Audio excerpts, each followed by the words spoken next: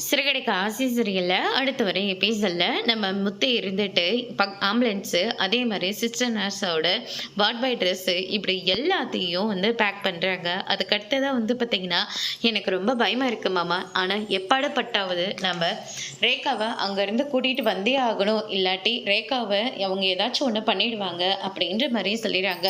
அதுக்கு அடுத்ததாக வந்து பார்த்திங்கன்னா உனக்கு ரேகா வேணும்னு சொல்லிட்டு நீ தீவிரமாக இருக்கல்ல, அதுவே போதும்.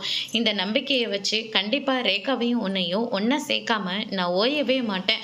அதே மாதிரி அந்த சிந்தாமணியாலையும் ரேகாவோட அப்பாவாலையும் நான் எதுவுமே பண்ண முடியாது.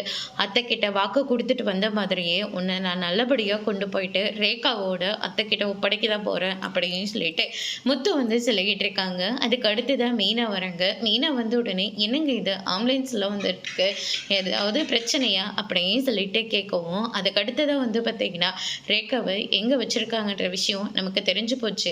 ரேகா வந்து திருப்பதியில தான் இருக்கா. அது மட்டும் கிடையாது, அவளுக்கு அங்க ஒரு கல்யாணத்தையும் முடிச்சு வச்சிடலான்னு சொல்லிட்டு எல்லாருமே பேசிக்கிட்டு இருக்காங்க. அது மட்டும் இல்ல, மறுபடியும் ரேகாவை வெளியில அனுப்புறதுக்கும் பிளான் பண்ணி வச்சிருக்காங்க. அதனால தான் ரேகாவை நான் ஒரு பிளான் போட்டிருக்கேன். என்னன்னா ரேகா வந்து மயக்கம் போட்டு கீழே விழுற மாதிரி, அதுக்கப்புறம் என்ன பண்ணாலையும் அவன் எந்திரிச்சு போகக்கூடாது. அதனால தான் அவளை ஹாஸ்பிட்டல் அட்மிட் பண்ணியிருக்காங்க. இப்போ நம்ம ஹாஸ்பிட்டலில் வச்சு தான் ரேகாவை நம்ம தூக்க போகிறோம். என்னங்க நீங்கள் ஈஸியாக சொல்லிட்டு இருக்கீங்க, அங்கே ரேகாவோட ஆட்கள் எல்லாம் இருப்பாங்களே, கண்டிப்பாக இருப்பாங்க. அவங்களெல்லாம் மீறி தான் ரேகாவை அங்கேருந்து கூட்டிகிட்டு வர போகிறோம் அப்படின்ற மாதிரி சொல்லிடுறாங்க. அதோடு முடிச்சிருக்க